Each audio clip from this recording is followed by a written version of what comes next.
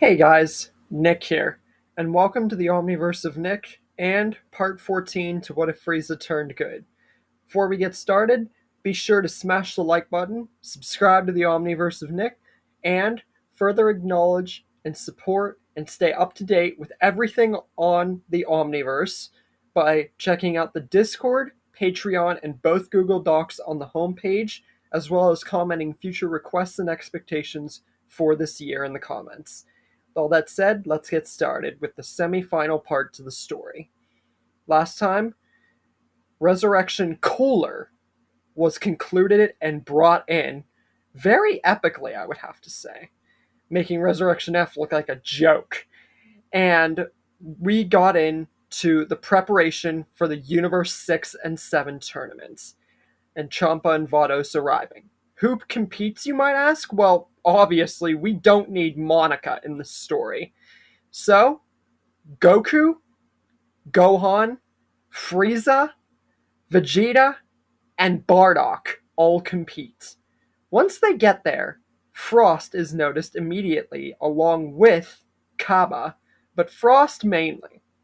And Frieza looks at Goku and says he wants to challenge Frost himself. So Goku is going to go first, but Frieza wants to step in whenever Frost is brought into it, because, it is essentially him. Because he has a feeling that this guy Frost, he seems like a good game, but he might not have turned out the same way as Frieza did. He still thinks he's evil, and if he is, he's gonna take him down a peg or two. He wants to do it himself. And Goku, he smiles. He has no problem with that, and is proud to see how far Frieza's come. Like, it's super impressive. And you gotta think, it'd be impressive entirely for Frieza. So, the tournament begins. Goku fights Botamo, and that goes the same.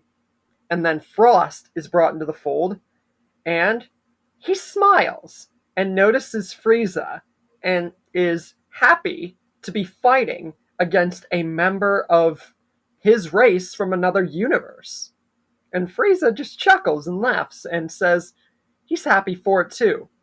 And then he gets serious and he says to cut the crap, transform to his full power right away, and cut the nicety act. He knows all about what Frost is hiding, and that he used to be evil just like him, but he actually turned good. But Frost, he can't fool him. He knows he's hiding something. He knows that he's not turned good like him. He's just hiding behind a facade. Frieza, he's an exceptionally smart person, and he would not be blown away by this ruse that Frost is carrying. Frost is immediately and completely torn aback and surprised by this level of bravado and attitude by Frieza. But after a minute of everyone confusingly asking and wondering what Frieza's talking about with Frost, Frost eventually drops the facade. But he still has the poison needle hidden, and he just smiles and says that leave it to another warrior from another universe just like him to figure out his ruse. And he just reveals true, and he reveals this whole thing that he did after, beating Piccolo and Cannon and everything like that. But he still has the needle hidden, so he pretty much blurts out everything but the needle, and says that if he wants his full power, he's going to get just that. And Frieza smiles, knowing that he actually found everything out. But there's still the needle, so he doesn't know about that. But Frost says if he wants his full power, he's going to get that and much more. And he powers up into his final form. And unlike Goku, he's actually going to transform into his final form right away, because it's a member of his own race, and he wants to teach him a lesson. So Frost and Frieza begin their fight, and Frieza lowers his power down significantly, because he knows how much weaker Frost is compared to him. If anything, his power seems identical to his own back then. Back all the way whenever he was, a weakling, essentially, when he first fought against Goku as a Super Saiyan. So he decides to lower his power and make it seem like they're on equal footing. Soon, Frost seems to pick up the game and go beyond, and almost exerts all his power, but at this point, Frieza has stopped playing and starts to boost it up, but it's no contest once Frieza boosts his power, because literally, he's been around since Namek and has not died once except for when he was Majin against Babidi. So when he starts boosting it up, there's no contest. But Frost then reveals his poison needle, and at this point, he has nothing to lose. He rushes forward and prepares to punch, but still kind of keeping it hidden, but yet exposing it. Frieza catches him by the throat, a very similar point to the manga when he threw him out in canon in the Tournament of Power, and says, instead of never trust anyone, that he knew he was truly hiding something, and that no Frieza Force member is truly good until they're forced to be, and that he knows that with no true Saiyans to turn him good, he should have known this would be a dirty game from the start, and Frieza has no problem turning back that route. Difference between him and Frost, he knows how to actually play smart. And with all that said, he kicks him straight out of the ring. So that's actually similar to the tournament in canon. So yeah, a manga twist entirely. And then Goku steps back in with Super Saiyan 3 at the max to combat Magetta, and he probably wouldn't even need to insult him here. Goku's way more than strong enough to just knock him out at 3 at the max. And then Vegeta fights against Kaba, and that goes exactly the same, because I feel Vegeta would want to fight at this point. But then, whenever Hit is brought into the field, that's a different story. Because then Frieza initially wanted to fight against the likes of Hit, but he decides to let Vegeta fight because he wants to see how far Vegeta has come in his training. So Vegeta and Hit square off, and since Vegeta is so much stronger here, he's able to catch on to Hit's power sooner. So, this means that Hit would actually have to power up against Vegeta, and it would just be like, Goku fighting against Hit, except Vegeta hasn't done as much, and he turned into blue almost instantly, like their canon fight. But it does force Hit to actually power up and turn up the ante. But Vegeta, he's been hiding something too.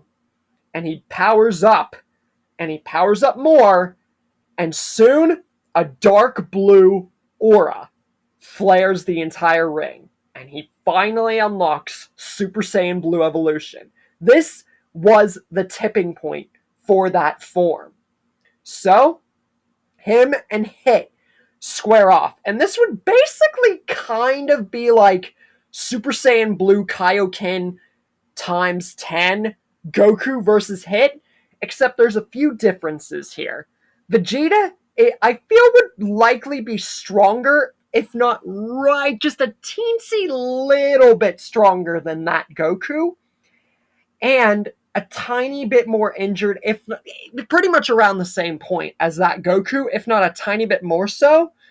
And Hit, he would have only powered up once, but Vegeta would have taken longer to catch on like Goku did with the time skip.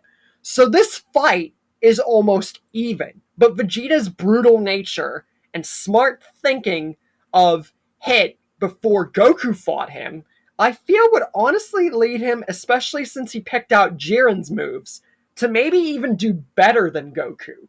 If not, land at least a very significant amount of blows, even if he didn't do as good. And these blows would be brutal, like his fight with Jiren, and actually show Super Saiyan Blue evolved in the Universe 6 and 7 tournament would actually make Vegeta against Hit the rematch that we honestly should have gotten in the Tournament of Power.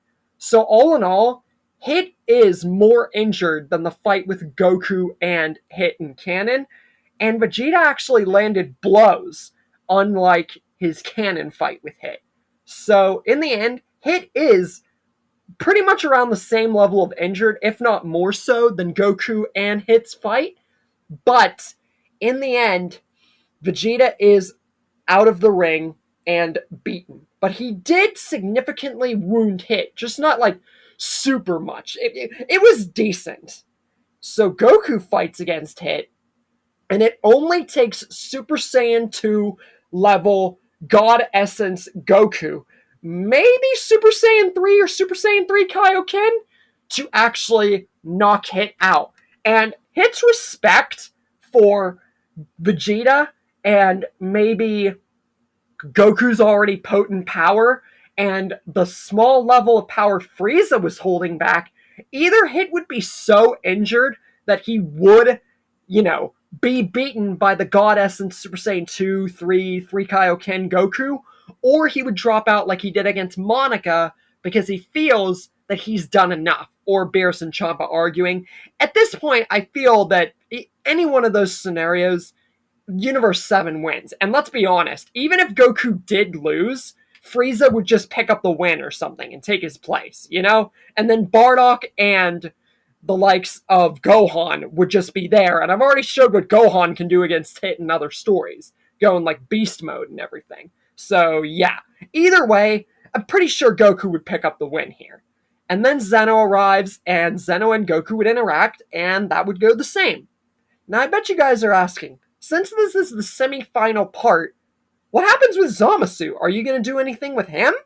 Well, yes, but not as much as you might think. Many arcs besides the Super Saiyan Vegeta story, I have not included Zamasu because there really isn't a need.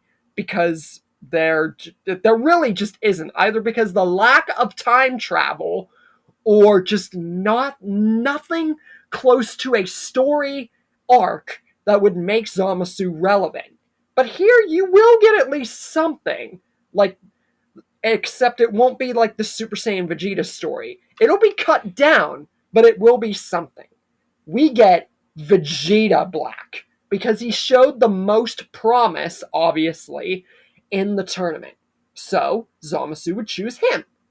And in the future, Babidi and Dabura would show up, but since Trunks trained a lot more with a upped Frieza and Goku in the Android arc, Golden Frieza and frickin' Super Saiyan 2 Goku, Trunks would have gotten enough training.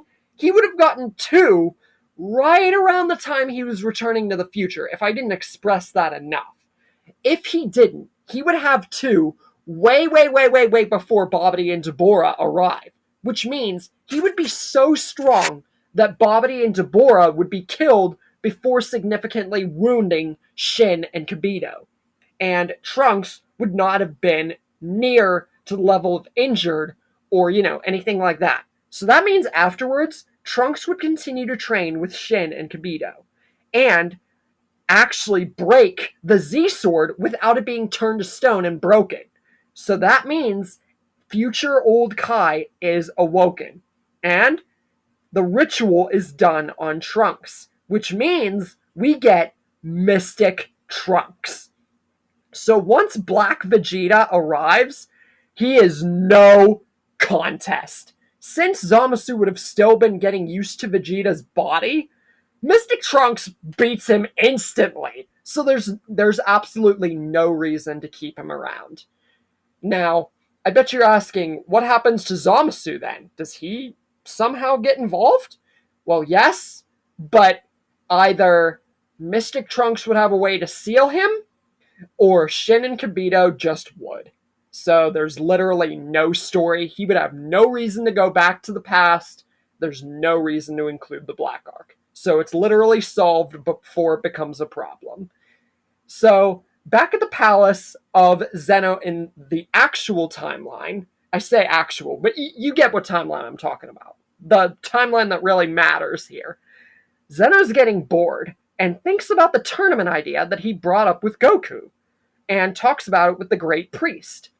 And so the Grand Priest gets the word out, but there wouldn't be a six or there wouldn't be a exhibition for the Tournament of Power because there's no future Zeno. So there'd be no reason for that. Now, once we get to the actual tournament itself and the preparation for it, who for Universe 7 gets involved? Well, I'll tell you. And I'm going to tell you what the Warriors have accomplished before they go to the tournament and who all is getting involved. Goku, who actually is able to get Ultra Instinct Omen before the tournament without a catalyst because of his massive gains in the story and massive training partners along with guidance from Whis and Beerus. So he gets the Ultra Instinct Omen early, like he did in my Nom story, as I think a few others, can't really think about it, but mainly the Nom one for reference. Frieza masters complete total control of the 5th golden transformation, and he finally unlocks, after all these years, his ultimate and ungodly, unmatched, superior to anyone, and the ultimate form for his race, Black Frieza. He finally unlocks it. And by this point, you gotta think he would definitely have it by this point. Training for all these years, like, come on. Not giving Black Frieza this form, or Frieza the Black form at this point, there'd be no point. But if you think he's really gonna have to use it in the tournament, oh boy. Yeah, this is more or less just a backup plan, if anything else. But he does have it. Vegeta masters complete control of the Super Saiyan Blue evolution form, so he's in. Gohan unlocks the Beast form, and he's in the tournament. Piccolo masters his Orange Piccolo form and gets in touch with the Giant transformation again. Bardock masters the Super Saiyan Blue and is close to Blue evolution, and he just needs to power with it more and, pretty much get the finishing touches of Blue on, but he's in. Raditz finally unlocks Super Saiyan Blue and uses it pretty well. Boo is in the tournament because remember, he's in the story, and he's actually going to be in the tournament like Resurrection F because we have Shugesh, Borgos, and many catalysts for him to actually be in the tournament this time. And he actually unlocks Skinny Boo with actually being inspired by Shugesh, Borgos, and all these others to fight, train, and work more. And at this point, I feel like maybe he would have become friends with Mr. Satan, except there really hasn't been a need to include that. So, yeah. Tien, with no real gains per se, but he has become stronger than his canon counterpart, but in this story, besides his mystic transformation, there's not really too much to talk about. He's really just has his mystic form, and that's it. And then Tora, who's kind of close to the level of God Essence potential, but he's the closest from any of the other Saiyans. But the closest that he would be to by this point is maybe Super Saiyan God. But since Tora and all the other Saiyans are so far behind even Bardock at this point, because he actually trained way more than the others in Hell, at this point, Tora might be near Super Saiyan God, but not really. So he would be in. And so we have our cast. Goku, Vegeta, Tien, Skinny Boo, Frieza, Bardock, Raditz, Piccolo, Tora, and Gohan. We have our cast for the Tournament of Power. Will this ultimate team literally be able to boss the tournament, or will this make all the other universes more desperate and actually cause Universe 7 to somehow lose? And if they win, what about Broly and everything else leading to the end of Super? And why wasn't Daima included? And what will cause the ultimate end up for the finale, leading to what Frieza's incredible good journey has come to? With all that said, stay tuned for the finale, and I'll see you next time.